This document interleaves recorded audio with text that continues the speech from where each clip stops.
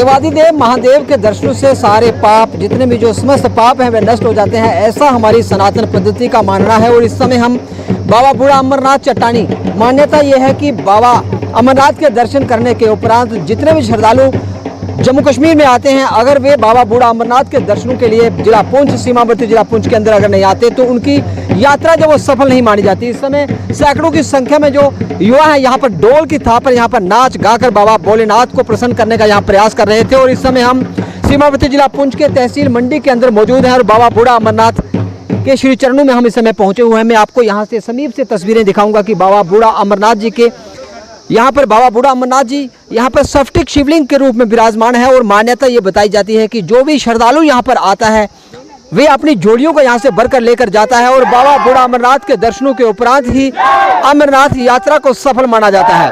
बाबा बूढ़ा अमरनाथ सदियों से यहाँ पर सफ्टिक शिवलिंग के रूप में यहाँ पर विराजमान है। और मैं आपको मंदिर के गर्भगृह के अंदर की तस्वीरें बताऊंगा। यहाँ पर बाबा भोलेनाथ जी यहाँ पर सफ्टिक शिवलिंग के रूप में यहाँ पर साक्षात विराजमान है। और बाबा भोलेनाथ अपने श्रद्धालुओं की यहाँ पर हर एक मनोकामना को यहाँ पर पूर्ण करते हैं। और मंदिर के गर्भगृह के अंदर का दृश्य मनोरम दृश्य और प्रकृति की गोद में बसा हुआ बिल्कुल पहाड़ी क्षेत्र और सीमावर्ती जिला पुंछ के अग्रिम तहसील जो जिसके उस पार एलओसी है, वहाँ पर बसा हुआ बाबा भोलेनाथ का मंदिर और बाबा बूढ़ा अमरनाथ से विश्व प्रसिद्ध में ये मंदिर महारत रखता है। और बाबा जी यहाँ पर सफ्टिक शिवलिंग के रूप में विराजमान है। आप इस समय तस्वीरों में लाइव दर्शन बाबा बूढ़ा अमरनाथ चट्टानी जी के दर्शन कर रहे हैं। और इन दर्शनों के लिए देश ही नहीं बल्कि विदेश से भी यहाँ पर श्रद्धालु लाखों की तादाद में प्रतिवर्ष आते हैं। और बाबा बूढ़ा अमरनाथ के नाम से यहाँ पर सफ्टिक शिवलिंग के रूप में विराजमान बाबा जी यहाँ पर भक्तों की मनोकामना को तो पूर्ण करते हैं, लेकिन प्रकृति की गोद में बसा हुआ ये अद्भुत दृश्य यहाँ पर आने से ही आपको एक ऐसी आत्मिक शांति की यहाँ पर अनुभूति होगी जिसको आप पाने के लिए कई वर्षों से आप ढूंढ रहे होंगे। और कई स्थानों पे आप जाते हैं, प्रयास करते हैं, लाखों रुपए खर्च करने के उपरांत भी आपको ऐसी आत्मिक सुख की अनुभूति नहीं होती जो इस स्थान पर आकर अनुभूति होती है। यहाँ पर बाबा भोलेनाथ जी सफ्टिक शिवलिंग के रूप में साक्षात विराजमान है। और बाबा बूढ़े अमरनाथ जी की यहाँ पर क्या मान्यता है, यहाँ पर पुजारी जी भी हमारे साथ बैठे हैं। पुजारी जी से जानेंगे कि बाबा बूढ़ा अमरनाथ जी, पुजारी जी जिस प्रकार से बाबा जी यहाँ पर बाबा बूढ़ा अमरनाथ के नाम से विश्व विख्यात है, विश्व प्रसिद्ध है और बाबा के चट्टानी के दर्शनों में लाखों की संख्या में श्रद्धालु आते हैं, मान्यता किस प्रकार की है और बाबा जी का इतिहास क्या है कि बाबा बूढ़ा अमरनाथ किस नाम से जाने जाते हैं, ऐसा क्यों कहा जाता है कि बाबा बूढ़ा अमरनाथ जी?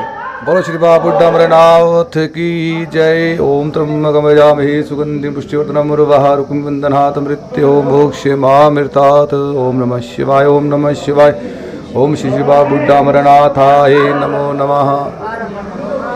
बोलो श्री बाबा बूढ़ा अमरनाथ की जय। सबसे पहले जो आपके चैनल का जो बाबा बूढ़ा अमरनाथ में हार्दिक स्वागत है जी, क्योंकि लाखों लोग आपके चैनल के माध्यम से बाबा बूढ़ा अमरनाथ जी के दर्शन कर पाएंगे। तो मैं सबको ये आशीर्वाद देना चाहता हूँ कि सबकी मनोकामना जो है बाबा बूढ़ा अमरनाथ जी पूर्ण करते हैं। ये स्थान जो कहा जाता है, ये स्थान जो है स्वयंभू है, जहाँ हमारी डोगरी भाषा में जिसको आप शंभू कहते हैं, ये स्थान जो है स्वयंभू है, आप शंभू है। ये कहा जाता आज का नहीं है, सतयुग के समय का है। सतयुग में जो है जब भोले बाबा जी ने माता पार्वती जी से विवाह किया, माता पार्वती जी उनकी अर्धांगिनी थी, वो अमर नहीं थी क्योंकि वो कई बार पहले मृत्यु लोक को प्राप्त कर चुकी थी। तो फिर जब माता ने जन्म लिया तो माता जी का भोलेनाथ जी से विवाह हुआ। विवाह होने के बाद आप जानते हो कि भोलेनाथ जी अमर हैं, माता जी अमर नहीं हैं। विवाह होने के बाद दोनों कैलाश पे चले गए। कैलाश में कुछ समय बिताने के बाद माता जी के मन में जो है इच्छा उत्पन्न हुई कि मैंने जो अमर कथा सुन के अमर होना है। तो उन्होंने भोले बाबा जी से प्रार्थना की कि आप मेरे को अमर कथा सुनाएं, क्योंकि उनकी अर्धांगिनी थी, उनके पति थे, उनकी बात उन्होंने स्वीकार की। स्वीकार करने के बाद भोलेनाथ जी की मन निश्चय किया कि जो अमर कथा जो है वो पृथ्वी लोक पर की जाएगी। तो जब वो कैलाश से निकले तो पृथ्वी लोक पर पहुँचे, यहाँ पहुँचे तो उनके स्थान जो है बहुत प्रिय लगा। भगवान ने निश्चय किया कि जो अमर कथा माता पार्वती जी को यहीं पर सुनाई जाएगी। तो कहते जब अमर कथा करने के लिए भगवान जी समाधि में चले गए, माता जी को सामने बैठाया। कारणवश क्या हुआ कि माता जी को नींद आ गई। निंद्रा माता ने जो है माता को अपने वश में कर लिया। जब भोले बाबा जी ने अमर कथा शुरू की तो कारणवश एक पेड़ पर दो कबूतर थे, कथा उन्होंने सुननी शुरू कर दी। जब कथा समाप्त हुई तो माता जी जो है, माता जी की नींद टूटी। माता जी निंद्रा माता से बाहर आई तो माता जी ने जो है भोले बाबा जी से प्रार्थना की कि आप मेरे को अमर कथा सुनाएं। तो भोलेनाथ जी ने कहा मैं अमर कथा सुना के ख़त्म कर चुका हूँ। तो माता ने कहा मैंने सुनी ही नहीं। इस पर भोलेनाथ जी को क्रोध आ गया। क्रोध आने के बाद जब भगवान ने अपने दिव्य दृष्टि से देखा, जो 2 कबूतर अमर कथा सुन के अमर हो चुके थे वो दिखाई दिए। भोलेनाथ जी को और क्रोध आया, भगवान उनको मारने के लिए उनके पीछे भागे। वो यहाँ से भाग के श्रीनगर बर्फानी अमरनाथ में गुफा में जाके छुप गए। जब यहाँ से भोलेनाथ और माता पार्वती जी वहाँ पर पहुँची, माता पार्वती जी ने जो है भोलेनाथ जी से हाथ जोड़ के प्रार्थना की, विनती की कि ये अमर हो चुके हैं। अमर चीज़ जो है कभी नष्ट नहीं होती, कभी मरती नहीं है, आप इन्हें क्षमा करें। अगर आप अगर इनको मारोगे तो अमर कथा का जो महत्व है कुछ नहीं रहेगा। आप इन्हें क्षमा करें तो हमें जो है वापस अमर कथा सुना के अमर करें। कहने का भाव है जो अमर कथा यहाँ से शुरू की गई, ख़त्म जाके श्रीनगर बर्फानी अमरनाथ। बाबा भोलेनाथ को बाबा बूढ़ा अमरनाथ के नाम से जाना जाता है। बाबा बूढ़ा अमरनाथ का क्या इतिहास है? बाबा जी को बूढ़ा अमरनाथ क्यों कहा जाता है? जी, तो ये जो है ये मैं आपको बता रहा हूँ कि ये सतयुग की कथा थी। जब प्रलय होती है, ये जो है स्थान सिद्ध पीठ है। ये आप पालकी देख रहे हो, ये पूरा एक ही पत्थर की है, ये भी स्वयंभू है। इसके अंदर बाबा बूढ़े के रूप में विराजमान है। सतयुग में जो अमर कथा सुनाई गई, त्रेता युग में जो रावण के दादाजी थे पलस्त मुनि, उनने यहाँ पर कई हज़ारों साल वर्ष तप किया है। द्वापर में जो है पांडु ने यहाँ पूजा अर्चना की है। और कल युग में आज से 2500 साल पहले की कथा है। कहा जाता है कि 1947 से पहले पुंच एक राज्य था। ये जो है रावण के दादाजी की बसाई हुई नगरी थी, इसे प्लस्त राज्य कहा जाता था। तो कहते आज से 2500 साल पहले जो प्लस्त राज्य की महारानी चंद्रिका थी, वो क्या करती थी, यहाँ से एक गाँव पड़ता 10 किलोमीटर दूर लोरन, वो इसकी राजधानी थी। उसे लवरकोट कहा जाता था क्योंकि ये स्थान जो मिट्टी में दबा हुआ था। तो महारानी क्या करती थी चंद्रिका, हर वर्ष वहाँ से अपने सैनिकों के साथ पालकी में बैठ के बर्फानी अमरनाथ जी की यात्रा करती थी। तो कहते एक वर्ष क्या हुआ कि सावन के महीने में जो है मौसम ख़राब हो गया, बर्फ़बारी पड़ गई, महारानी जी वहाँ दर्शन के लिए नहीं पहुँच पाई। तो महारानी जो थी महादेव की बहुत बड़ी उपासक थी, उसे भोलेनाथ जी से बहुत प्रेम था। महारानी के मन में भाव आया कि मुझसे कोई गलती हो गई है, जब कोई त्रुटि रह गई है, भोलेनाथ जी ने मेरे को वहाँ दर्शन के लिए नहीं बुलाया। तो रानी ने क्या किया, हठ योग, खाना पीना सब त्याग दिया कि मेरे को भगवान के दर्शन नहीं हुए, मैं जो है मृत्यु लोक को प्राप्त करूँगी। तो आप जानते हैं जो थोड़े दिन खाना नहीं खाएगा, जो पानी नहीं पिएगा, उसका शरीर जो है कमज़ोर हो जाता है। तो रानी की ये स्थिति होगी। रानी जो अपने शैया पर लगे, रानी का चलना बैठना जो है बहुत मुश्किल हो गया। रानी की जो दासियाँ थी वही उसको नित्य कर्म कराती थी। थोड़े दिन बीतते हैं तो रानी को स्वप्न आता है। स्वप्न में महादेव एक बूढ़े महात्मा का रूप धारण किए हुए रानी को दर्शन देते हैं और रानी से बात करते हैं कि आपको क्या परेशानी है, आप अन्न जल क्यों नहीं ग्रहण कर रही। तो रानी जो है सारी कथा बताती है। तो महात्मा जी कहते हैं आपको कहीं जाने की जरूरत नहीं, आपको आपके ही राज्य में दर्शन होंगे।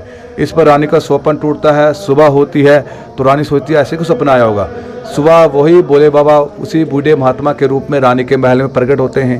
प्रकट होने के बाद जो है भिक्षा के लिए आवाज़ देते हैं। जब भिक्षा के लिए आवाज़ देते हैं तो रानी की दासियाँ भिक्षा लेके आती हैं। तो महात्मा जी मना कर देते हैं कि भिक्षा लूँगा तो मैं रानी के हाथ से लूँगा, किसी और के हाथ से नहीं लूँगा। जो दासियाँ थी वो झगड़ा शुरू रहती हैं कि रानी बीमार है, चल नहीं सकती, बैठ नहीं सकती, आपको भिक्षा कैसे देगी। तो महात्मा जी कहते हैं जाकर आप रानी को मेरा संदेश दें। एक दासी उनकी बात मानती है। मानने के बाद वो कक्ष के अंदर प्रवेश करती है। प्रवेश करने के बाद जब रानी को संदेश देती है कि महात्मा जी आए हुए हैं, क्योंकि वो साक्षात भोलेनाथ होते हैं, उस संदेश में इतनी पावर होती है।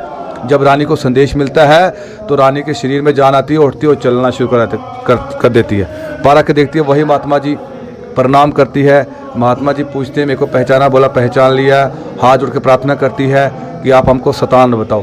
फिर वहाँ 10 किलोमीटर दूर रानी की सैनिक और पालकी तैयार की जाती है। पालकी में रानी को बैठाया जाता है, महात्मा जी को साथ लिया जाता है। वहाँ से कीर्तन भजन करते करते यहाँ पहुँचते हैं। जब यहाँ पहुँचते ये स्थान जो है मिट्टी में दबा होता है। महात्मा जी स्थान को पहले मार्क करते हैं। मार्क करने के बाद सैनिकों को कहते हैं जगह खोदो। जब जगह खोदते हैं, पहले ये पालकी निकलती है। ये निकलने के बाद बाबा बूढ़ा अमरनाथ जी जो विराजमान हैं वो निकलते हैं। वो निकलने के बाद सफाई की जाती है। सफाई करने के बाद जो महात्मा जी होते हैं वो रानी को अपने हाथ से पूजा करवाते हैं। पूजा समाप्त होने के बाद वो रानी को वर देते हैं। क्या वर देते हैं, जो कोई बूढ़ा है, बीमार है, किसी कारणवश बर्फानी अमरनाथ की यात्रा नहीं कर पाएगा, जो बाबा बूढ़ा अमरनाथ जी की यात्रा करेगा उसको दोनों का फल मिलेगा। वो जो बर्फानी अमरनाथ जी की यात्रा करने के बाद बाबा बूढ़ा अमरनाथ जी की यात्रा नहीं करेगा, उसकी यात्रा पूर्ण नहीं मानी जाएगी।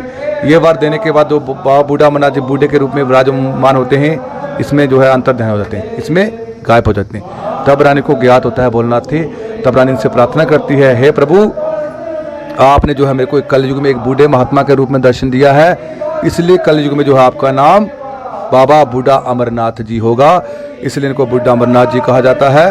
बोलो श्री बाबा बूढ़ा अमरनाथ की जय। तो पुजारी जी, एक जो सुनियोजित यात्रा होती है देश भर से आती है, लाखों की संख्या में श्रद्धालु यहाँ पर जम्मू कश्मीर में आते हैं, बाबा बूढ़ा अमरनाथ के दर्शनों के उपरांत लौटते हैं।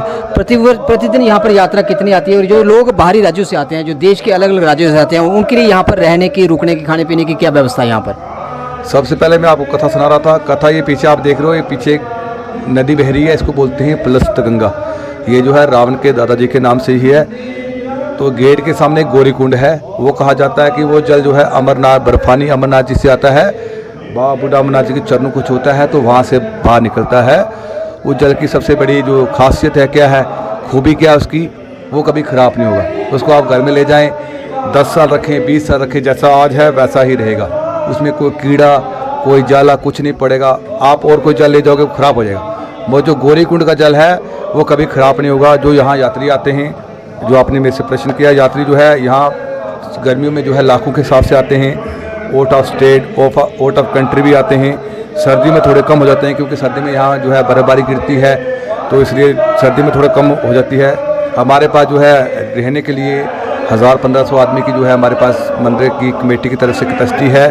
और जो हमारा 1500 व्यक्ति एक रात को एक समय में रुक सकते हैं यहाँ रुक सकते हैं। और हमारे पास जो है गेस्ट रूम भी हैं, जो यात्रियों को गेस्ट रूम है वो मंदिर की तरफ से गेस्ट रूम है। और हमारा यहाँ पर एक भंडारा है, बाबा बूढ़ा अमरनाथ जी का भंडारा है, वो जो 12 महीनों 24 आवर चलता है, वो कभी बंद नहीं होता। और ये मंदिर के जो कपाट हैं वो 12 महीने खुले रहते हैं। और यहाँ की जो हमारी जो यहाँ के जो मंदिर के देख रेख जो है श्री श्री 1008 महामंडलेश्वर राज्य गुरु स्वामी पीठाधीश आचार्य स्वामी विश्वात्मानंद सरस्वती जी महाराज जो हैं, उनके टेक ओवर में की जाती है। ये यात्रा भी उनके टेक ओवर में की जाती है। जो पूंछ में राजगुरु गद्दी है अखाड़े में, उसमें वो विराजमान हैं।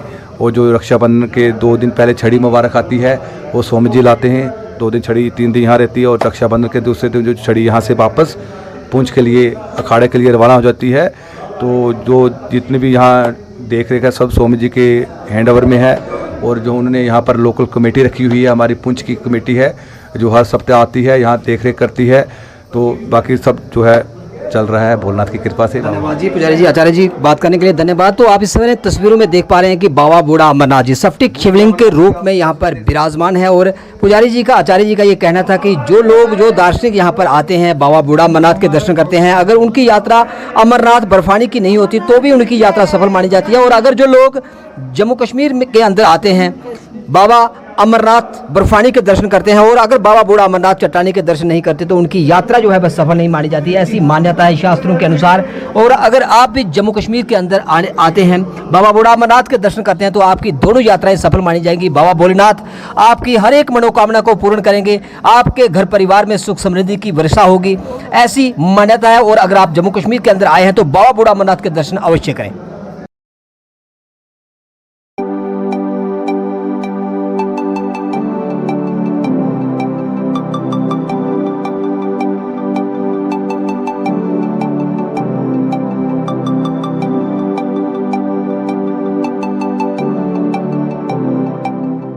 अगर आपका सपना कोई सरकारी नौकरी का है और अभी तक नहीं हुआ है सफल, तो देर किस बात की। आज ही ज्वाइन करें कैरियर अड्डा जम्मू। जम्मू कश्मीर का एक ऐसा इंस्टीट्यूट जो बच्चों के उज्जवल भविष्य के लिए लगातार फ्री कोचिंग मुहैया करवा रहे हैं। JKSSB, panchayat secretary, SSC, banking और अन्य गवर्नमेंट जॉब एग्जाम्स के लिए हर सोमवार को नए बैचेस शुरू होते हैं। पिछले 4 साल में लगभग 2000 से ज्यादा बच्चे अपने सपनों को पूरा कर चुके हैं। अगर आपका भी सपना है सरकारी नौकरी का, तो हमारा पता है कैरियर अड्डा Jammu, Gurudwara road, opposite doctor Dara Singh clinic, Rehari Chungi, Jammu.